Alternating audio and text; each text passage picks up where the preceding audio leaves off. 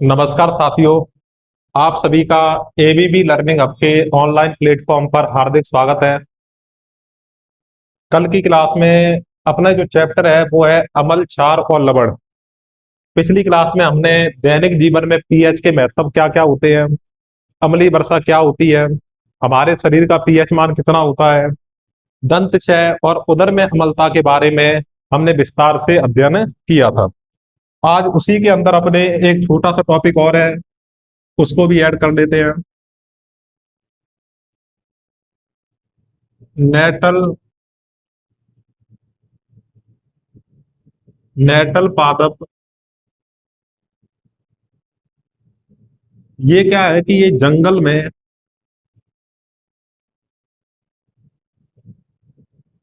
उगता है। जंगल में कौन सा एक पादप होता है? नेटल का पादप होता है, उगता है, जिस पर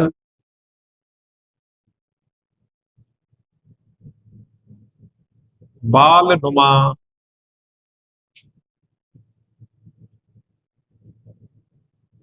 संरचना पाई जाती है।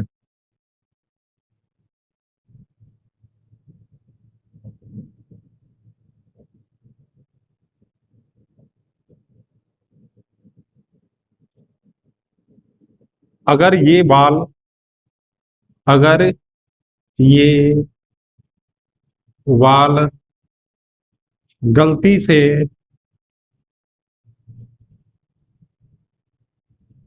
स, शरीर के संपर्क में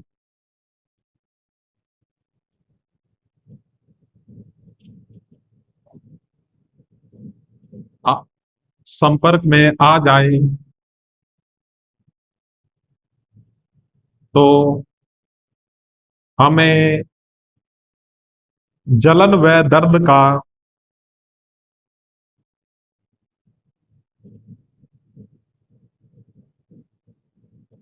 दर्द का एहसास होता है।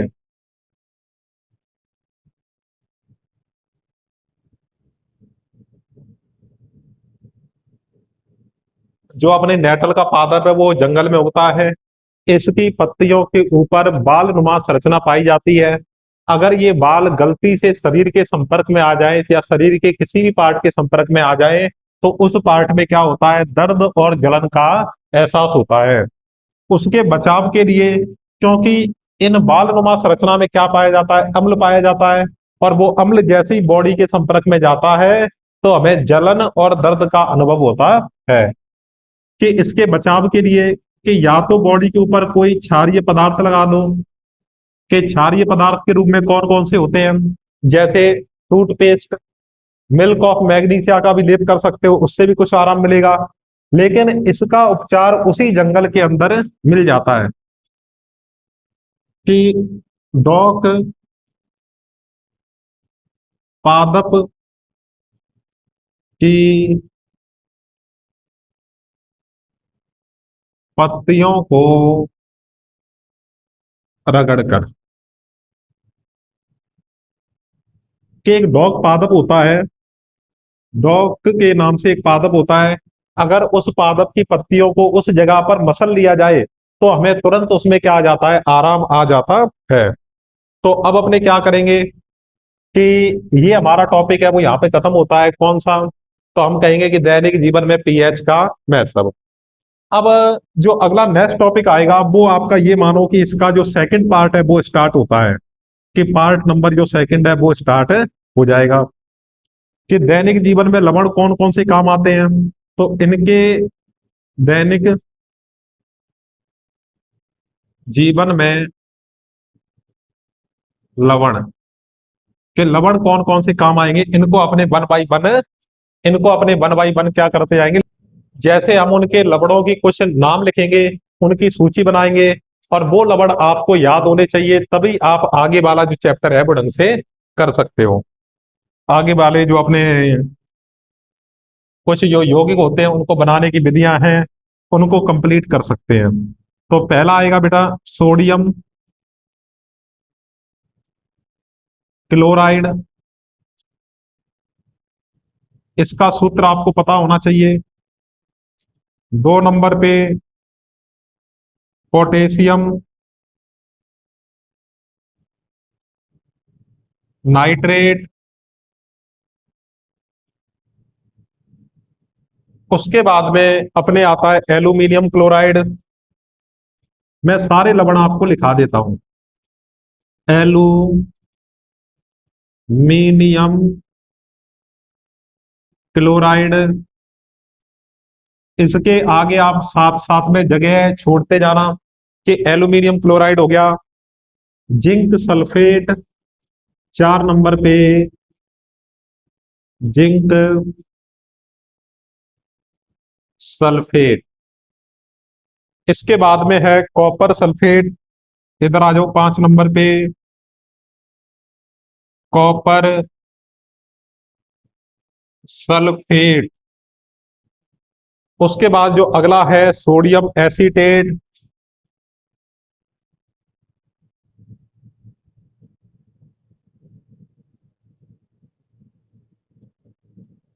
Sodium carbonate,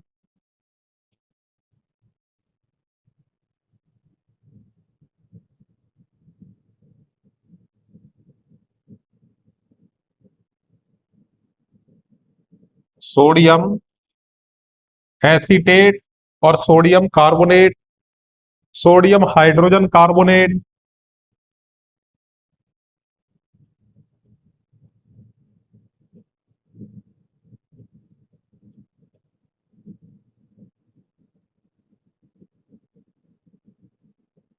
carbonate, sodium hydrogen carbonate. तो ये हमने 8 यौगिकों के नाम लिखे हैं, तो इनके सूत्र भी आपको याद होने चाहिए। जैसे सोडियम का होता है Na और क्लोराइड का बेटा होता है Cl, तो NaCl। दोनों की बैलेंसी क्या होती है, सेम होती है, +1 -1। पोटेशियम नाइट्रेट, पोटेशियम का K और नाइट्रेट का क्या हो जाएगा, NO3। तो ये हो जाएगा अपने KNO3। एल्यूमिनियम क्लोराइड AlCl3, क्योंकि एल्यूमिनियम की संयोजकता 3 है, वो Cl के नीचे जाएगी just. Zinc sulphate ZnSO4, zinc sulphate का क्या हो जाएगा, ZnSO4। कि जिंक की तो होती है Zn और सल्फेट को अपने लिखा जाता है SO4 से, और दोनों की संयोजकता होती है वो प्लस और माइनस होती है। कॉपर सल्फेट, कॉपर का Cu, सल्फेट का SO4, पूरा सूत्र होता है SO4। सोडियम एसीटेट CH3COO, इसको बोलते हैं सोडियम और ये होता है acetate. Sodium carbonate Na2CO3, sodium का Na, कार्बोनेट का CO3। तो इसका जो 2 जाएगा वो Na के पैर में जाएगा कि सर 2 क्या होता है, इसकी संयोजकता, जो कि अपने शुरुआत के वीडियो में कर चुके हैं। तो 2 जो संयोजकता होगी वो Na के पैर में जाएगी, नीचे जाएगी, और इसकी जो एक संयोजकता होती है वो CO3 के नीचे जाएगी। और एक का कोई मीनिंग नहीं होता, एक अपने आप में संख्या एक होती है। सोडियम हाइड्रोजन कार्बोनेट की NaHCO3, तो ये हो गया सोडियम, ये हाइड्रोजन, और ये क्या हो गया, कार्बोनेट। तो इतने सूत्र आपको अच्छे से क्या होने चाहिए, याद होने चाहिए। एक बार वीडियो रोक के आप इनको लिख सकते हो। इसके बाद में अपने एक बीच में नेक्स्ट हेडिंग और है, वो शायद बच गई थी, कि प्रबल अम्ल क्या होते हैं, दुर्बल अम्ल क्या होते हैं, प्रबल क्षार दुर्बल क्षार के बारे में हम पढ़ेंगे। तो इनकी परिभाषा तो नहीं, लेकिन इनके उदाहरण आपसे जरूर पूछे जाते हैं कि इनके उदाहरण क्या होंगे। प्रबल अम्ल के 2 उदाहरण बताइए, प्रबल क्षार के 2 उदाहरण बताइए वो। तो अगली हेडिंग डाल दो आप, प्रबल अम्ल। क्या डालेंगे अपने, प्रबल अम्ल। और इधर अपने डाल देते हैं क्या, दुर्बल अम्ल।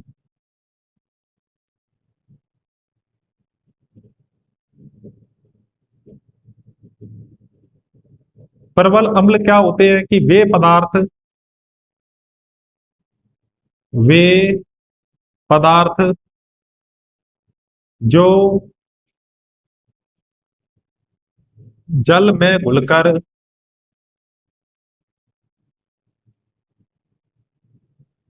आसानी से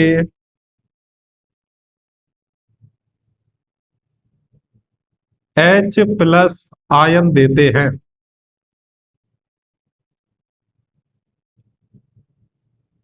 कि इनको अगर जल में डाला जाए तो ये आसानी से क्या देंगे, H+ आयन देंगे, कि H+ आयन है वो मुक्त कर देते हैं। तो जैसे इसके उदाहरण, वेरी वेरी इंपोर्टेंट, क्या होगा, HCl, नाम इसका लिख लो साथ साथ में, हाइड्रो क्लोरिक अम्ल, H2SO4 सल्फ्यूरिक अम्ल,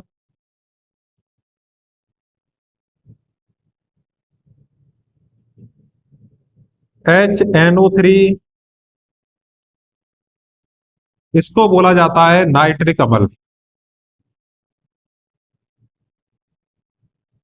अब आपके दिमाग में एक प्रश्न आ रहा होगा कि सर ये सूत्र हमें याद नहीं होते तो हम याद कैसे करें। तो आप ऐसे टारगेट बनाओ कि मुझे रोजाना 5-5 सूत्र याद करने हैं। देखो कईयों के तो मैंने आपको सूत्र बनाने सिखाए हैं, तो आप वहां से आपको लगभग अपने 70 से 80% आपको मदद मिल जाएगी। और कुछ सूत्र होते हैं जैसे सल्फ्यूरिक अम्ल है कि सर H2SO4 है, तो आप 5-5 डेली बेस पर 5 का वो बनाओ ग्रुप कि मुझे आज कितने सूत्र याद करने हैं, कि ओनली मुझे 5 सूत्र याद करने हैं। देखो आपसे सिर्फ ये पूछेगा कि परवल अम्ल कौन, परवल अम्ल के उदाहरण बताइए, तो आपको पता होना चाहिए HCl, H2SO4 और HNO3। HCl, H2SO4 और HNO3 होता है। इसके जस्ट अपोजिट होगा, वो कौन सा हो जाएगा, दुर्बल अम्ल।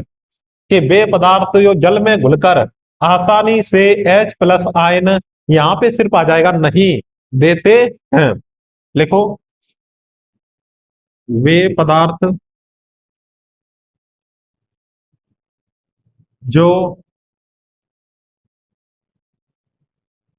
जल में घुलकर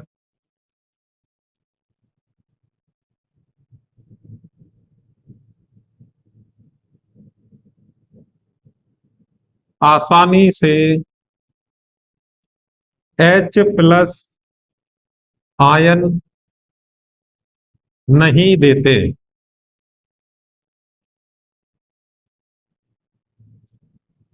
ठीक है, दुर्बल अम्ल कहलाते हैं। उनको अपने क्या बोलते हैं, दुर्बल अम्ल बोलते हैं। वो इसके भी उदाहरण महत्वपूर्ण हैं। H2CO3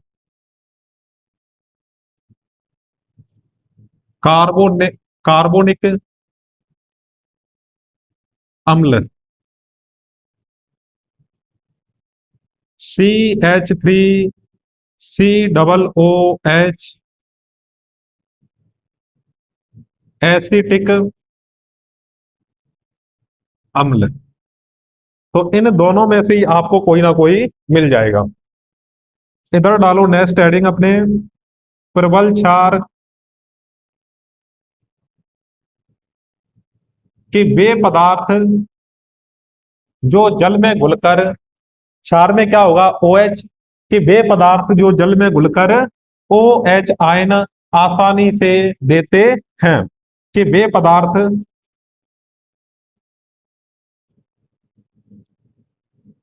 जो जल में घुलकर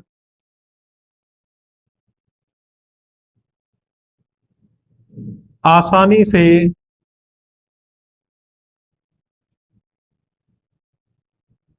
OH- आयन देते हैं। कि क्षार होगा तो वो OH देगा, और अम्ल होगा तो वो H देगा। तो इसमें अपने बात करते हैं कि वे पदार्थ, इसका जस्ट अपोजिट हो जाएगा। और हेडिंग क्या होगी, दुर्बल क्षार।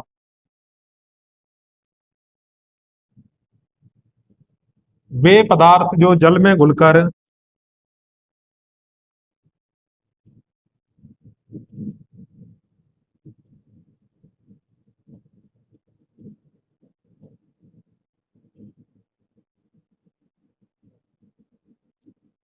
आसानी से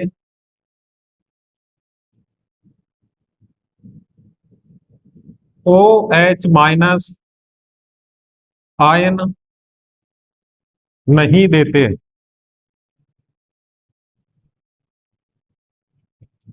दुर्बल क्षार कहलाते हैं।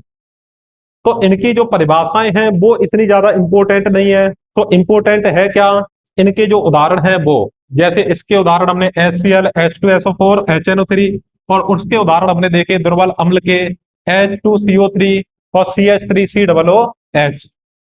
इसके उदाहरण पे आ जाओ। इसका उदाहरण होता है KOH। इसका नाम है पोटेशियम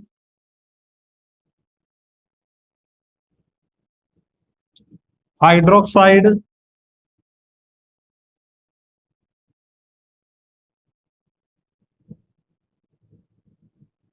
NaOH। इसका नाम होगा सोडियम हाइड्रोक्साइड।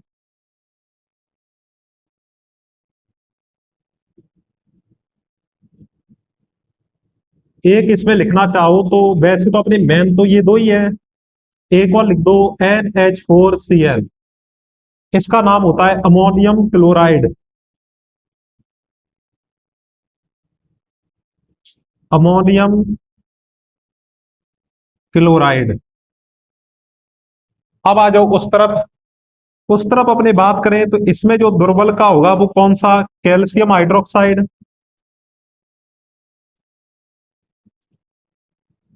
CaOH के पैर में टू लगाएंगे, अपने दो लगाएंगे, इसका नाम Ca का कैल्शियम, OH को हाइड्रोक्साइड बोलते ही है।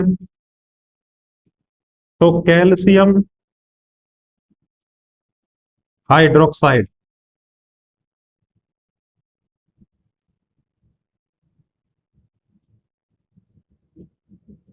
Magnesium hydroxide.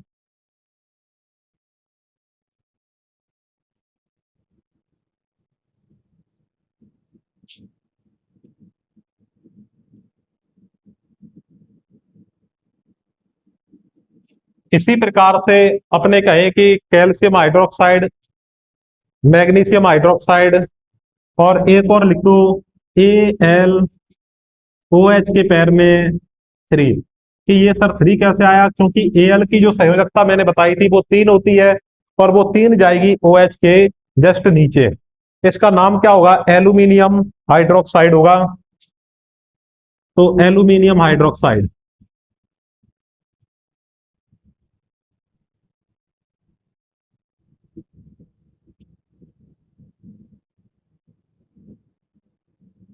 क्या नाम हो जाएगा इसका, एल्यूमिनियम हाइड्रोक्साइड होगा। तो आपको ये मुख्य रूप से ये उदाहरण के नाम याद होने चाहिए कि सर प्रबल अम्ल के कौन से होते हैं, दुर्बल अम्ल के कौन से होंगे, प्रबल क्षार के कौन से होते हैं, दुर्बल क्षार के कौन कौन से उदाहरण होते हैं। तो ये आप एक बार वीडियो को रोक के लिख सकते हो। तो आपने ये लिख लिया होगा। तो आज अपने किसके बारे में पढ़ा, प्रबल अम्ल, दुर्बल अम्ल, प्रबल क्षार और दुर्बल क्षार, और नेटल के बारे में हमने पढ़ा था। तो आज की क्लास आपको कैसी लगी, आप कमेंट करके जरूर बताइए, और अपने साथ वाले विद्यार्थियों को ज्यादा से ज्यादा शेयर करें। मैं आपको इसी प्रकार आसान भाषा के अंदर कंप्लीट साइंस का कोर्स इसी YouTube channel ABB learning hub पर करवाने वाला हूं।